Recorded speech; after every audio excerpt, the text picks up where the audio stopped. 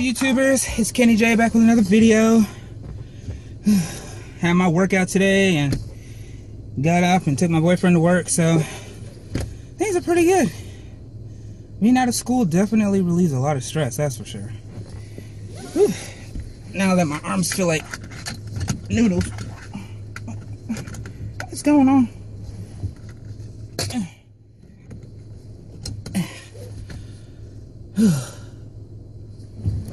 The struggle is real.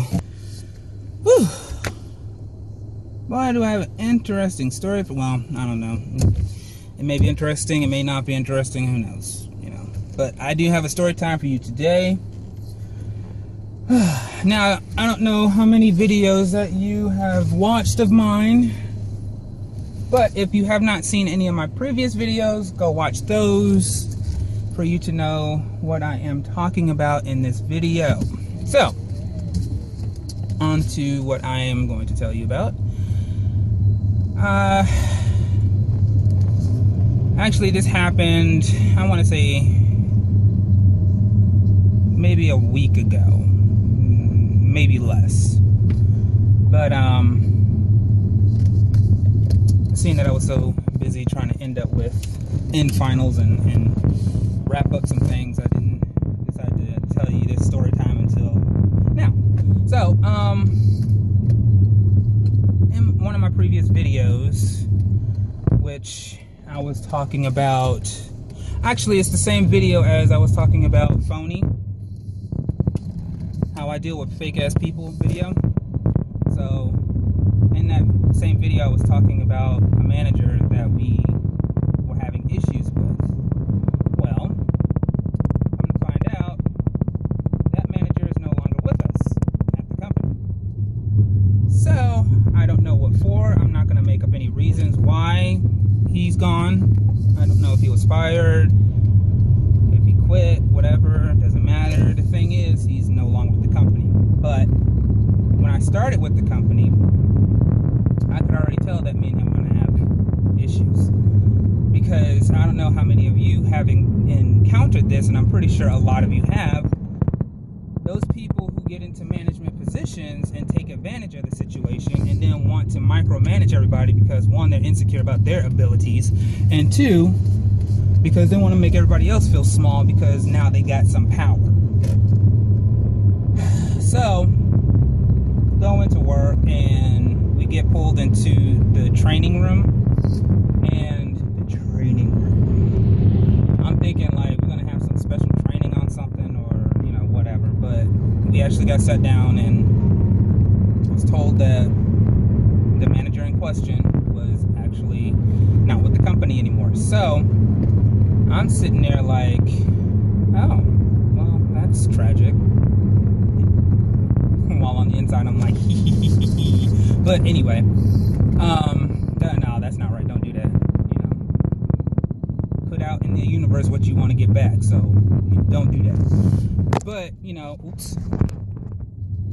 I can't say without a doubt that sometimes I do have my petty moments, and I will not lie. Sometimes in the back of my mind, I would always say to him, you know, I really wish you would just lose your job, but you know, I'm guilty for feeling that way. I'm sorry, you know, but I'm not the only one. Now, I'm pretty sure you all have done the same thing, so don't be pointing finger talking about, oh, you did this, and judge. Lest ye be judged. So, hey. But yeah, that's pretty much what happened. And I tell you what though, our work shifts have been so much more lighthearted, so much more easygoing. You know, of course the job is still strenuous and there's still lots of physical labor, but it's not as tedious and it's not as stressful. So, in dealing with the stress that I was already dealing with school, it really wasn't helping my attitude or my physical and mental abilities. Because I was always sitting there just like, I don't want to be here. I don't want to work with this idiot who, one, doesn't know what he's doing. Two, he just micromanages and he says the same thing over and over and over again. That's another thing. Why do people feel like you're not listening, so they have to keep repeating themselves over and over and over. Dude, I heard you. Ma'am, I heard you. I'm not deaf. I'm the type of person where I'll look you straight in your face and I'm listening to you, but I'm not gonna respond. You know, I'll be like, yeah, I heard you, you know, or I'll look at you and I'll nod. But people like really got to dig in and be like, did you really hear me? Do I need to say it again? Like, now you're being a prick, and I'm gonna have to hand you behind on a silver platter. So don't go there.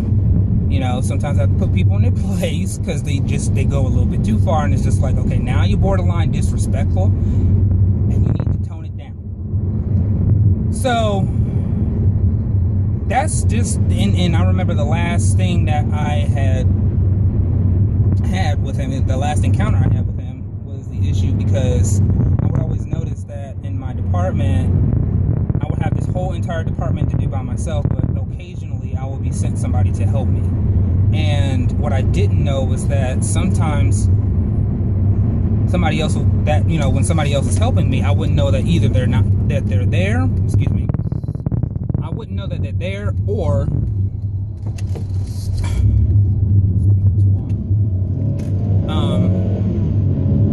I wouldn't know, like I said, if they were there, or they would let me know that they're there, but they wouldn't finish what it was that they were supposed to be doing, and not tell me that they didn't finish. So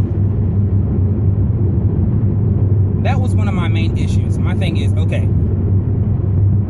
bring out everything that is for my department, so that way I know what I'm working with. My job is not to come back into the back room, take my stuff to my department, and then start dispersing everything.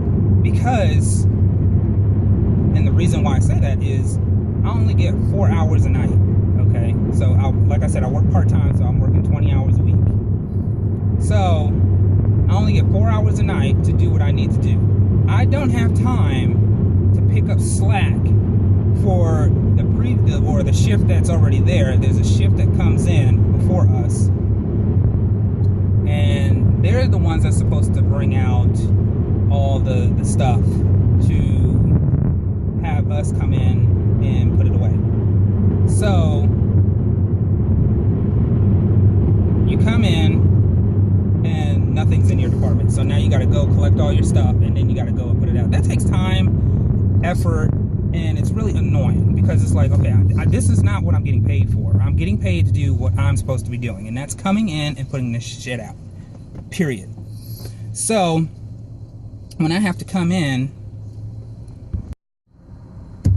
and pretty much pull other people's slack and then pull my own slack, it's just like, dude, it's not even worth coming in, because you know, I'm not getting paid enough to do all of this for 4 hours, and then complain when I have leftover work that has to be sent back.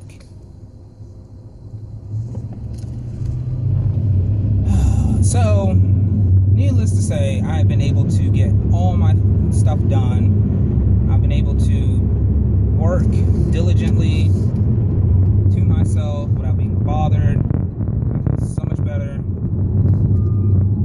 But to end this video, you people who feel like you gotta really just dig your nails into somebody simply because you feel like they're not working hard enough or they're not doing this. First of all, this day and age, we do not get paid enough to be stressed the hell out, okay?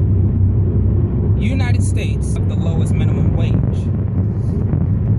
than some other countries. But, you know, I don't want to talk politics and all that stuff, but you get my drift.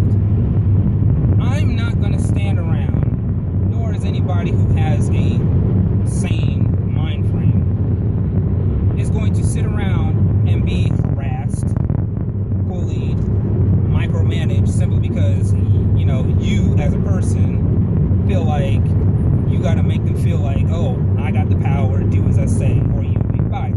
And seeing that I work in a right to hire, right to fire state, that makes it even more empowering, because it makes people job scared.